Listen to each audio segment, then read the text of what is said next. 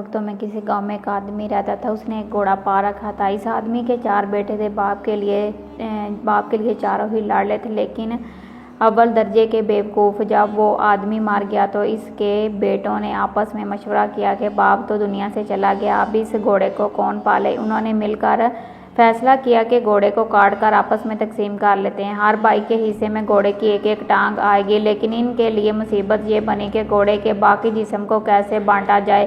तो एक घोड़े के पास खड़े यही हिसाब किताब लगा रहे थे कि इसी दौरान एक शख्स वहां से गुजरा। इसने चारों भाइयों से पूछा, भाइयों आगे मैं किस बात पर, आप सब किस बात पर बहस कर रहे हैं, मुझे बताओ, हो सकता है मैं तुम्हारे मसले का कोई हल निकाल सकूं। चारों भाइयों में एक ने जवाब दिया, हम 4 भाई हैं, हम लोग 4 भाई हैं। अब हमें बताएं, हम इस घोड़े को आपस में बराबर कैसे बांटें। शख्स ने कहा, ये तो बहुत आसान है, ऐसा करो इस घोड़े को बेच दो और जो रकम मिले वो आपस में बांट लो। चारों भाई इस बात पर राजी हो गए। घोड़े को बेचने के लिए शहर की तरफ रवाना हुए। सफ़र के दौरान में जंगल से गुजरे तो वहाँ इन्हें रात हो गई। चारों भाई दिन भर के थके हुए थे कि जैसे ही लेटे इन्हें नींद आ गई। जब वो गहरी नींद में सो रहे थे तो रात के किसी पैर एक चोर वहां से गुजरा। इसने देखा कि चारों आदमी बेखबर सो रहे हैं तो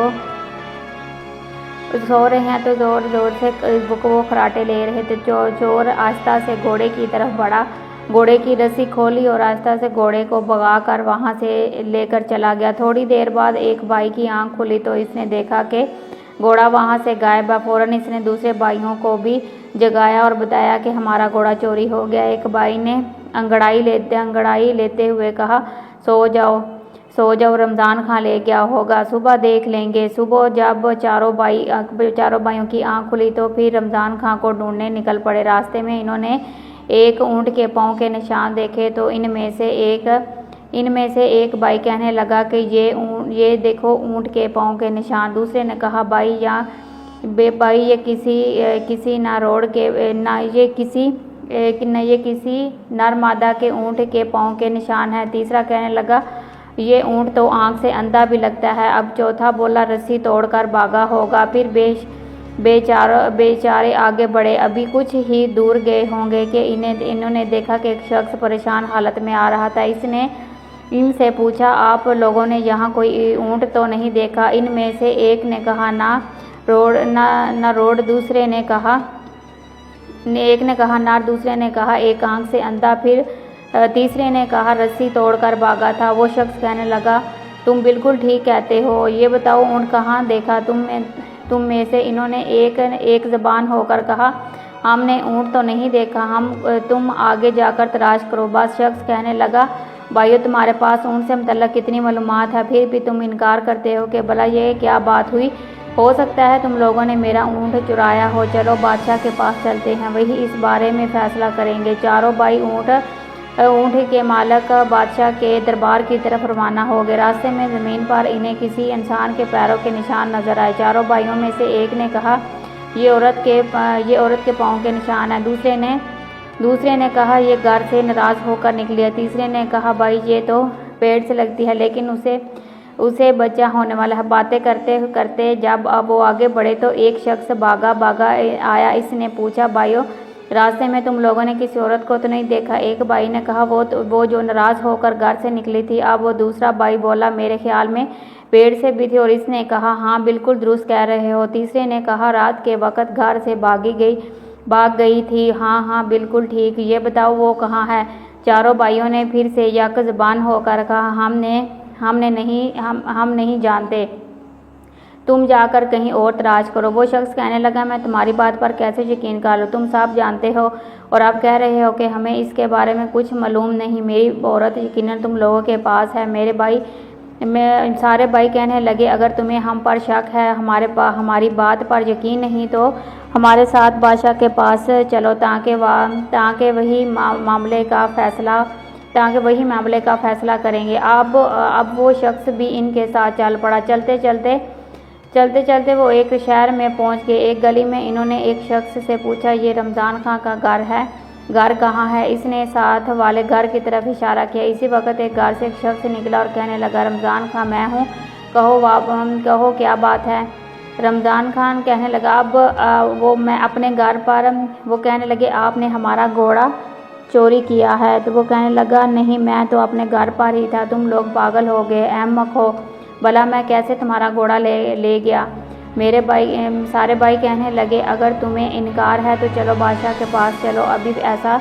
अभी बादशाह के दरबार में पहुँचे ही ना तो बादशाह ने इनसे पूछा तुम लोग यहाँ क्यों आए हो, क्या बात है। इन्होंने कहा हम इंसाफ के लिए बादशाह के हजूर पेश हुए हैं। फिर साहब ने बादशाह को तमाम बातें बारी बारी बताई। ऊँट के मालिक ने कहा जनाब इन लोगों ने पहले मेरे गुमशुदा ऊँट के मतलब तमाम बातें दुरुस्त बताई और फिर कहते हैं कि हमने उसे नहीं देखा। ऊँट को चुराने वाले यकीनन यही लोग हैं, मुझे इंसाफ चाहिए। दूसरा शख्स कहने लगा मेरी बीवी रात को घर से निकली थी और इन लोगों ने इसके बारे में बिल्कुल सही मालूमात दी और साथ ही कहते हैं कि हमने उसे नहीं देखा।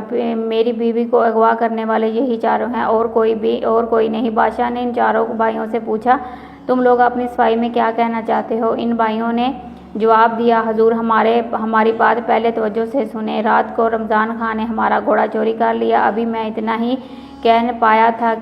कह पाए थे कि रमज़ान खान ने कहा आली जान मुझे इसके मतलब बिल्कुल इल्म नहीं, मुझे ये लोग बिला वजह पकड़ लाए हैं। अब बादशाह ने इन चारों भाइयों से पूछा ये बताओ जब रमज़ान खान घोड़ा चोरी करके ले जा रहा था तुम में से किसने उसे देखा।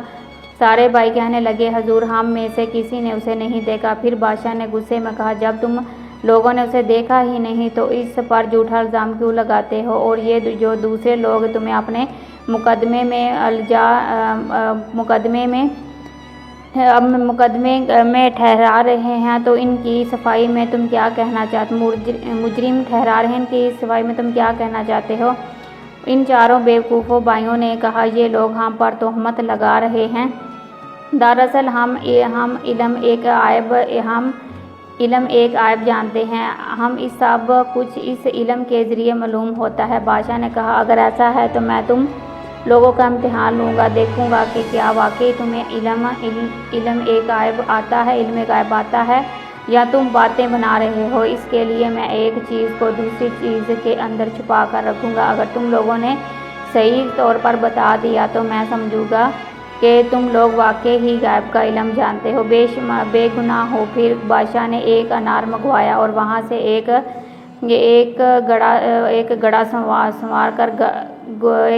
संवार कर रखा था। जब इसने इन भाइयों की ये हरकत बड़े भाई ने कहा जब इनकी तरफ ये रखा गया तो बड़े भाई ने कहा कोई गोल गोल सी चीज़ है। दूसरे भाई ने कहा इसके सर पर कोई छोटा सा ताज भी है। तीसरा कहने लगा इसके बीच में दाने दाने हैं। चौथे ने कहा क्यों नहीं कहते कि संदूक में अनार है।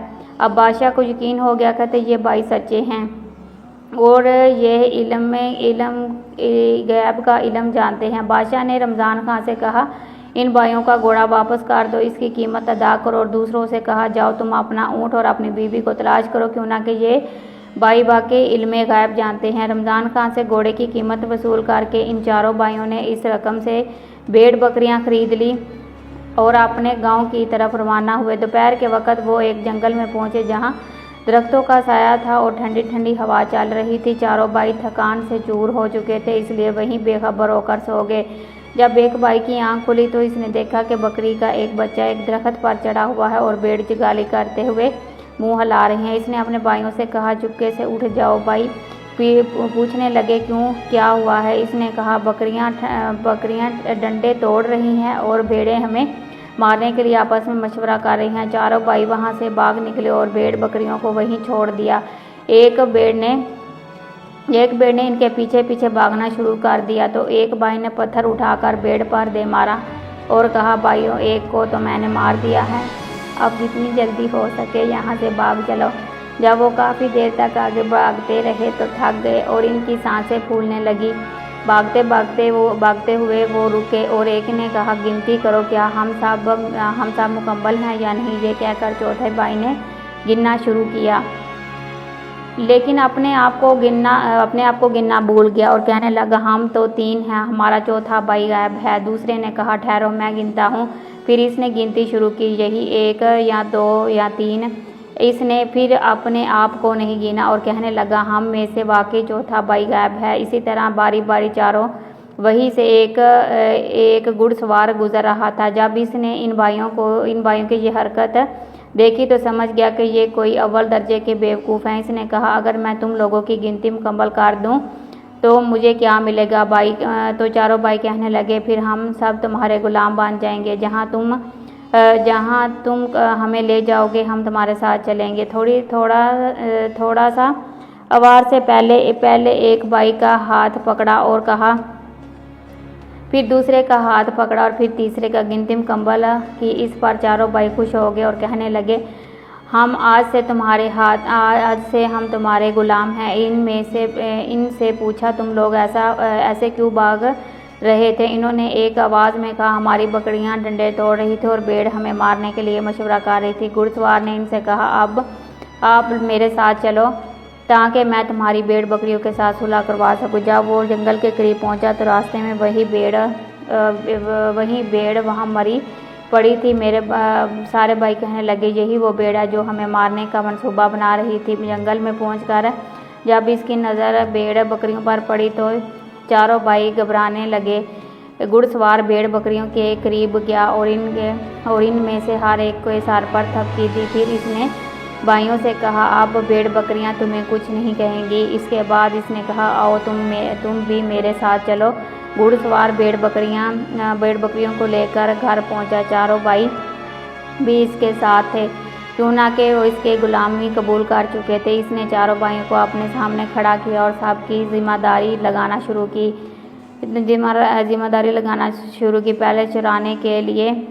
पहले चौराहे के लिए जाओ, दूसरे से कहा, पहले को बोला कि तुम चौराहे के लिए जाओ। दूसरे से कहा, तुम दो बैलों के जोड़े के लिए घास काट कर लाओ और इन्हें खिलाओ। तीसरे से कहा, मेरी माँ बीमार है, तुम इसका ख्याल रखोगे और याद रखना इस पर मक्खी भी ना बैठे।